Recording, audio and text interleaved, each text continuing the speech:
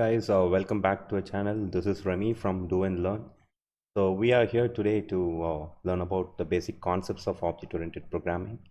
If you remember right, in our previous video, we learned the difference between structure and object-oriented programming, and we analyzed the advantages and disadvantages of both the type of programming paradigms.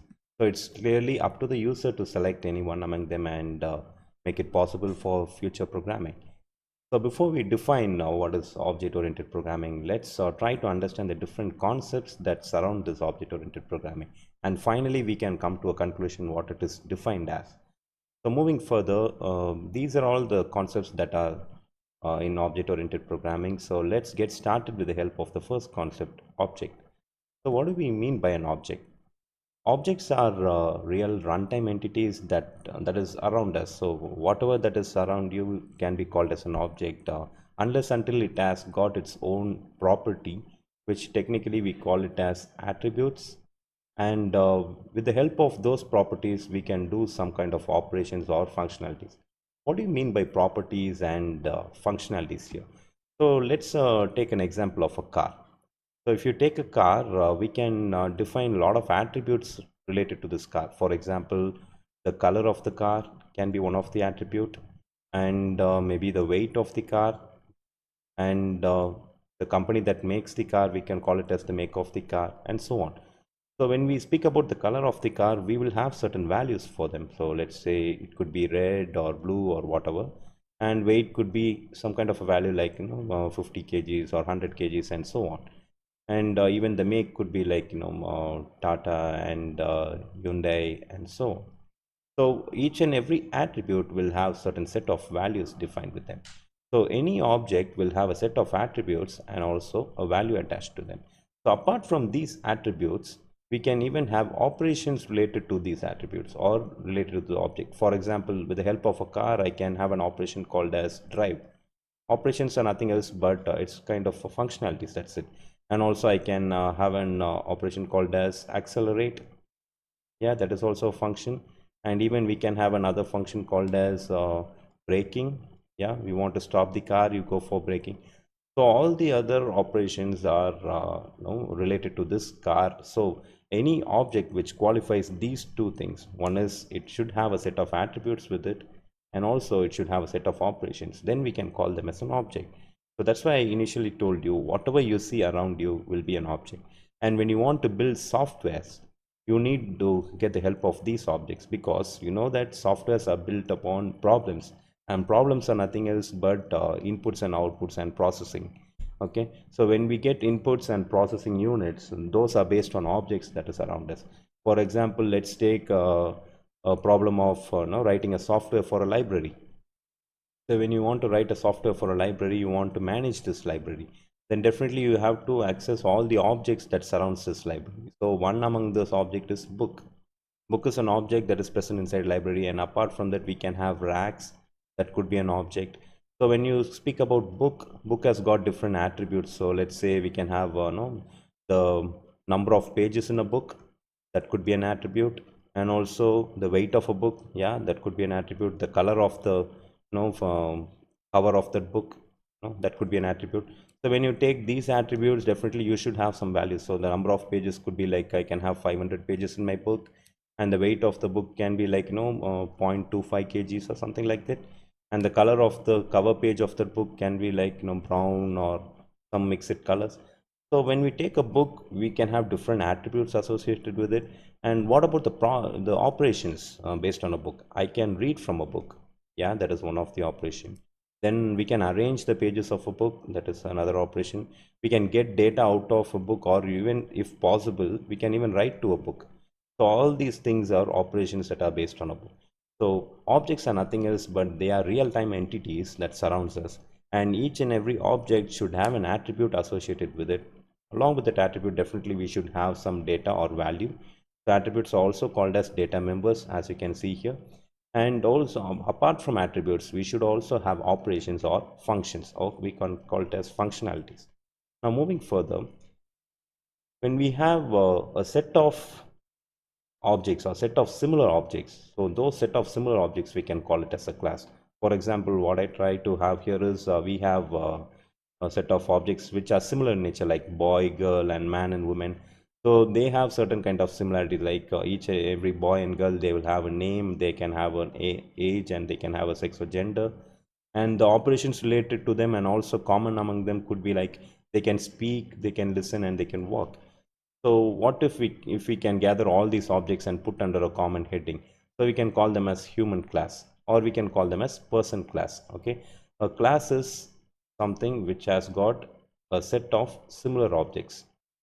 Okay, and also the data inside a class will vary. It cannot be the same data type always. So also we can call this class as an abstract data type. Okay, so for example, we can take another class. Let's say we have a class called as vehicle. So what are all the different objects that can be present inside a vehicle? Like, we can have car, we can have bike, and we can have van and truck. Each and every object will have its own attribute and operations, but there could be some kind of a similarity because all of them are used to transport something, or all of them are having a common functionality called drive, or no, move from one location to another location, and so on. So when we have a set of similar objects, we simply call them as a class. So even we can have another class called as polygon, which are like multi shaped. Okay, so all these shapes come under a common category called as polygon, but each and every shape has got its own property, and they have their own attribute as well as their own operations or functionalities. So that's how we define a class. So class is, of course, an abstract data type because it involves a lot of different data types, and also it encloses data and functions into a single unit. So you have a single class name, and under that class name we will have a set of similar objects.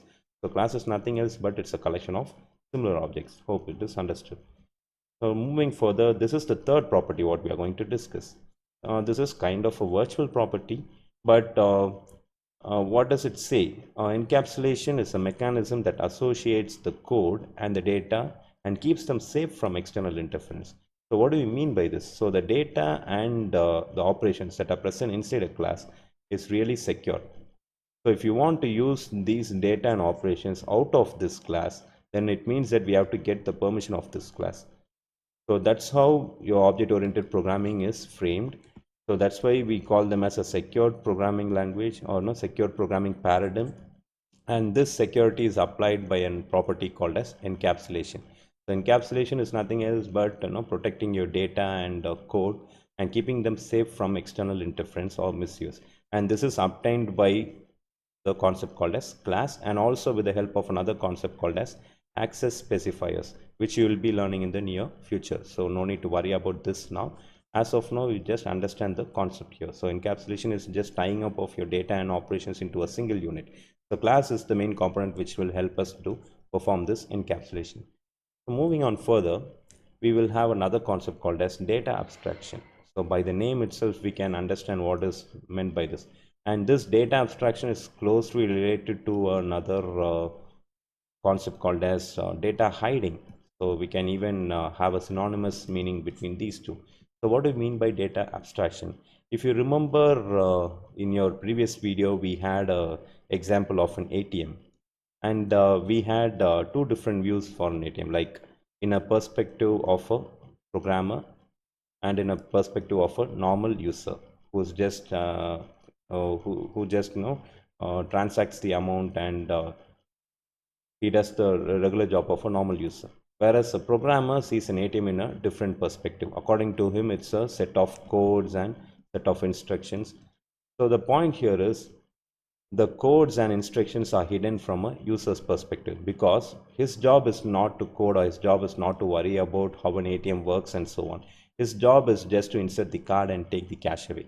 So as per the user's perspective, he should not be given the view of a code or a program. So we are trying to hide the program and code from the user's view. So according to the user's view, in his window, he will be receiving certain statements like please enter the PIN, please enter or insert the card. That's it. He won't be given a view where he will be having the codes and Java codes or whatever code you have written to build that ATM.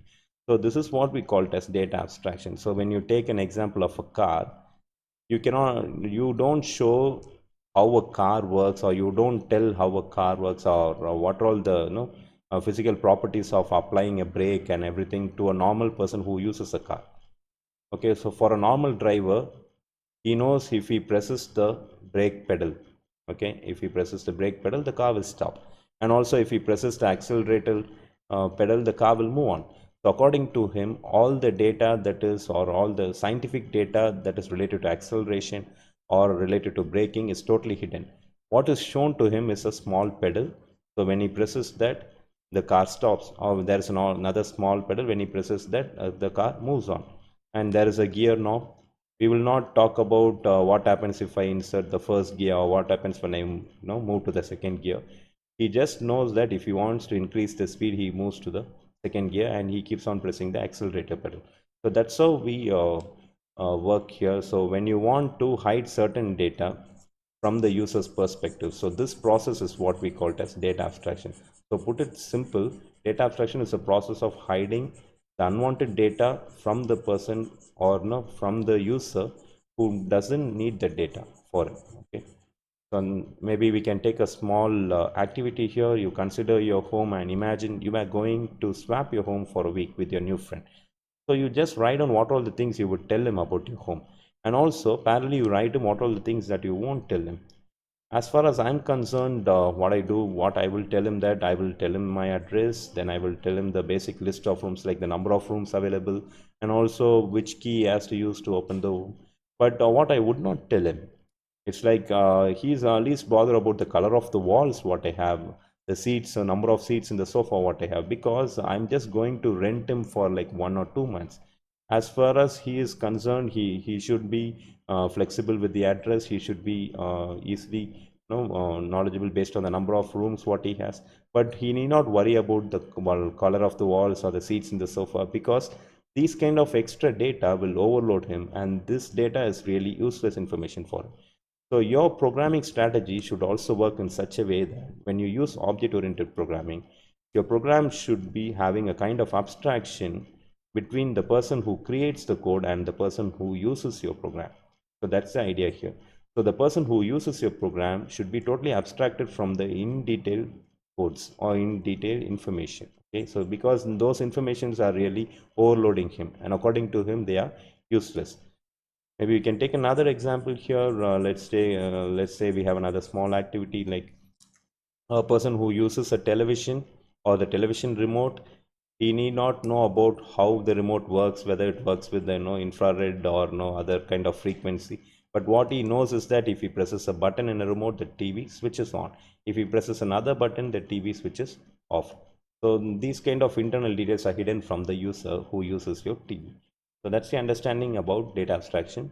Moving further, now the next property what we have here, or the next concept of object-oriented programming, is inheritance, which is really an important concept.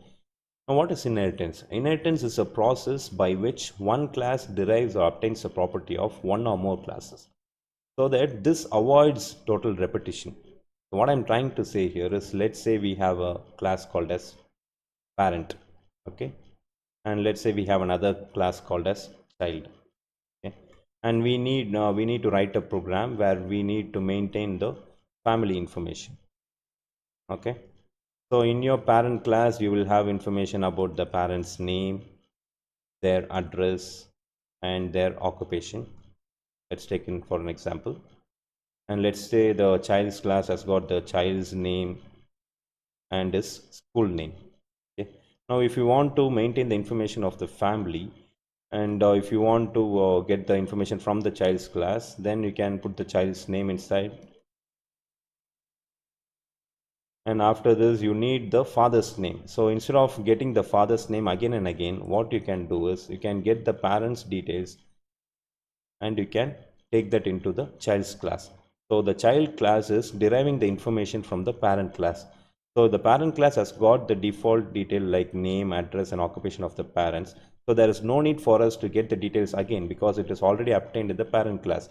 Our only job is to get the details from the parent class to the child class. So this process of deriving the details from one class to another class is what we call as inheritance. Maybe we can understand this with the help of another small example. So if you want to write the details of a car called as Ford Figo, okay. So when there is specific details about what is this engine and how many liters, or whether it's a diesel or whether it's a petrol kind.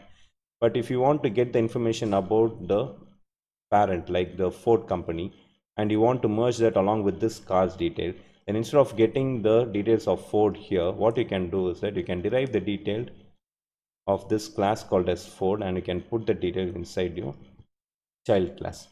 So ultimately what we are trying to do here is we are avoiding repetition, or we are trying to reuse the information that is already present here. So this property of reusing or deriving the information from one class to another class is called as inheritance. So this you can understand with the help of a lot more examples when you do the exact programs in future. So as of now, the class from which the data has been derived is what we call it as the base class. The class to which the data is copied to is called as the derived class. Okay. Hope it is understood. We'll move to the next topic. So this is one of the important concept we call it as polymorphism. Let's take an example so that you can understand it better. Let's say we have an operator plus. We know that the usual functionality of this plus operator is to add two numbers. Okay. Now, if it is possible for us to concatenate two string elements, let's say I have my first name and I have my last name. Okay. Now, if I want to join these two strings, and if that is possible with the help of this plus operator, then that will be easier for me, because according to the normal mathematical logic, plus is used to just add two numbers. But what we are trying to do here is we are going to give some extra functionality to this plus operator. This time the extra functionality is to concatenate two strings, or simply you can say like add two strings. Okay. Usually the operator plus is used to add two numbers, but this time we are also making it to add two string elements or two words, to be very simple.